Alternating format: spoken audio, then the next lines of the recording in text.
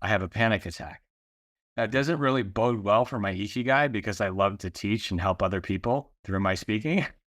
And there's no better way to fill the other person's emotional bank account than you telling them something that is deep inside your heart.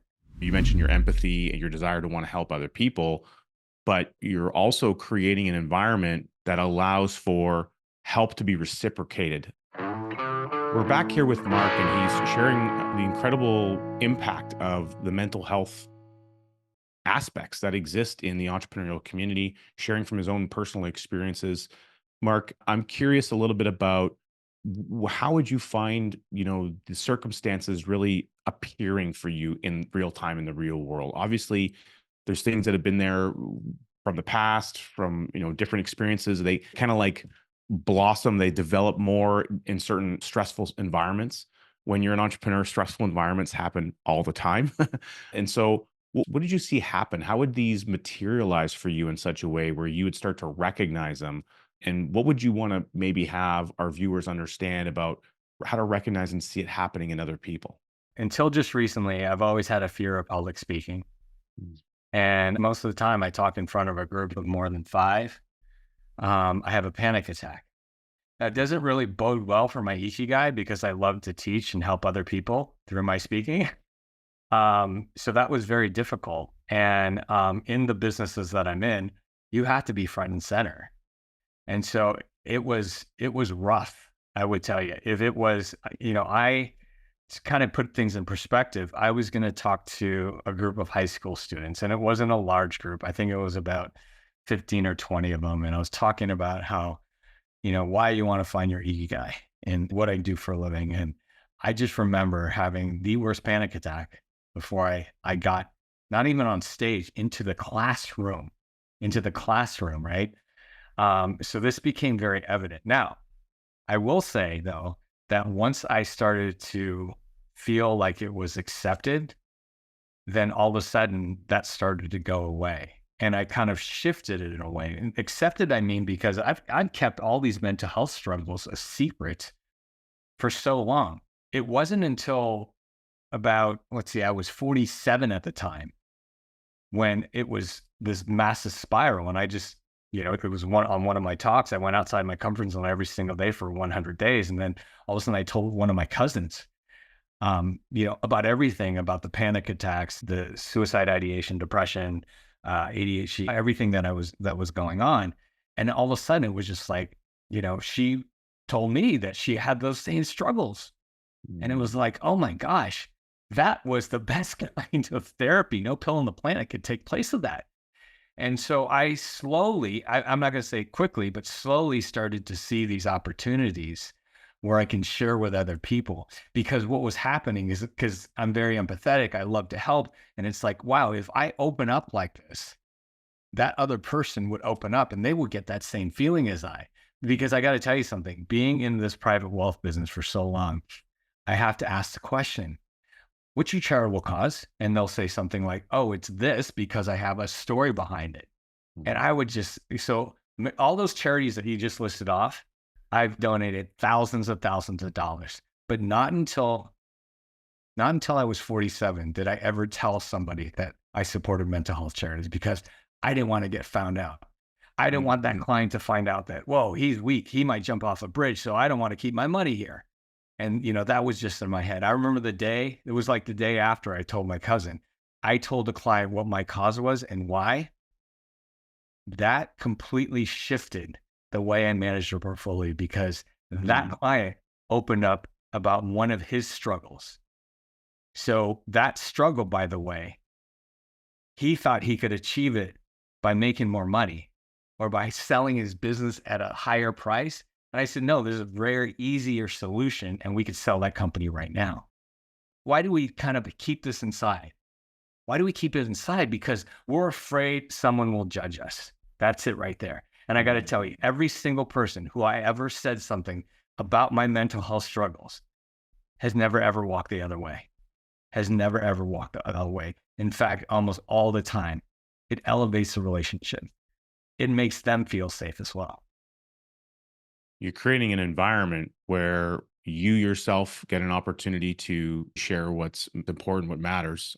You're speaking from truth, and you're giving people permission almost for them to be able to do the same thing. And it takes a lot of courage. And you mentioned character earlier. In fact, I had another recent interview with a wonderful gentleman who speaks all over the world about the topic of character. His name is Lawrence Reed. He was the president emeritus of the Foundation for Economic Education. And when you talk about courage, and I think anyone listening will recognize that it takes a lot of courage to step into a conversation, certainly a room, and to share, you know, some very deep personal aspects about what's going on, a struggle. It's hard to talk about struggles in general, let alone struggles around our mental health. And so I really resonate with the power of that. And you mentioned something as well. And so for our listeners, I'd love for you to share what exactly is Ikigai, and why is that important to you? It's a Japanese term that I've learned from you, and I think it's important that we share that with who's watching today so they can understand why that term matters. Thank you, Richard. Yes. Ikigai is actually right.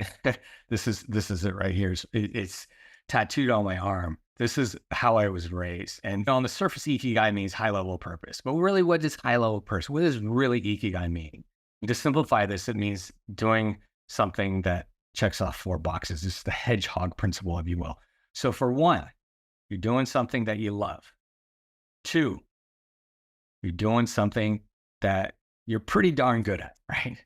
Number three, you're doing something that makes the world a better place. And number four, it's providing your family with some sort of capital, usually financial or emotional.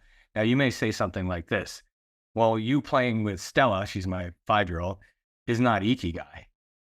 Well, yes, it is, right? Think about all those boxes that are checked. We're getting emotional capital. And by the way, emotional capital creates financial capital, in my opinion, if you want it. Well, and one thing I've always talked about is emotional bank accounts. And so Something. you when you're stepping into conversations, you're having very in depth, and I think the bulk of the world would suggest uncomfortable conversations with people, and you're allowing a format for those conversations to exist around mental health and the challenges that we face in that regard. You're creating a deposit in an emotional bank account. Right. And the more and more that you make deposits, like in any other bank account, the bigger the balance becomes.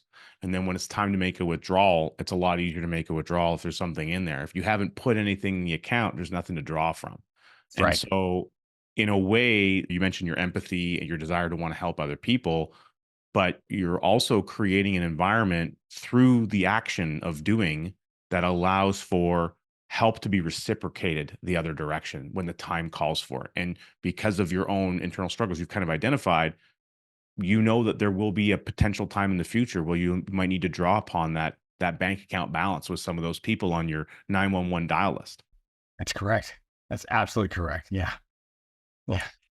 So when you think about going through that experience now, and you mentioned, at 47, a lot of this started to occur for you. And just to give people context, I mean, at the age of 47, a lot of life has experience has taken place. Mm. And, you've been in business a long time, you've helped a lot of businesses, you've grown a family, you're married with children. There's so much taking place. How is it that we should think about people that we know that are in our circles and recognize that they could be at any stage in life and they could be going through something we don't even know is happening in the background? It's kind of like everyone that we see, if we take a scan around, they're all just ducks on a calm pond, but underneath the surface, those feet are just giving her. Yeah, that's a great question, Richard. I think that for one, if for being a depressed person or someone that has suffered from depression all my life, we're the people in the room you never ever consider to be sad or have any kind of mental health struggles. Mm. I did a little talk for my oldest daughter and her friends one time. And the premise around it was that I went around the room and said, hey, give me 3 words that describe me. And it was, I got things like happy, joyful, positive, right? Uplifting. You kind of get the picture of that. No one said depressed. No one said anxious.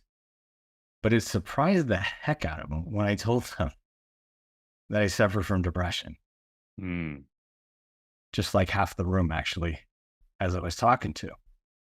So the things not to do is just say, "Hey, are you depressed?" Right? Don't just go up to your friends and start asking if they're depressed. The best way to do that, and which is why I find just being an open book, if I feel safe in a room, like I did the other night, 2 nights ago, and filling in for a dad's group, a very high level dad's group. And I asked that question actually, what is courage and what makes you courageous? Or when were you courageous?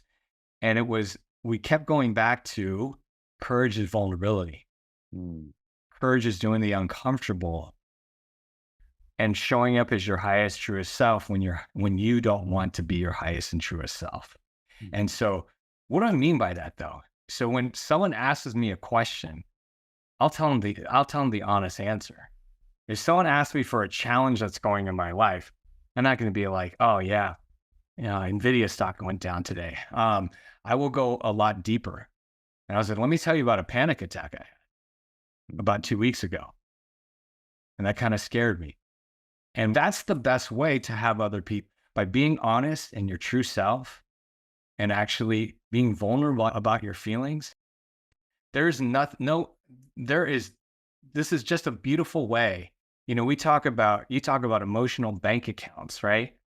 And there's no better way to fill the other person's emotional bank account than you telling them something that is deep inside your heart, an emotion that they will probably react like, oh my gosh, now we have a space that we can all share in. Amazing. And with that in mind, we're going to circle the wagons and we're going to start getting into the concept, the idea of recovery and how important that's been for you on your journey and the people that you love to serve right after these messages.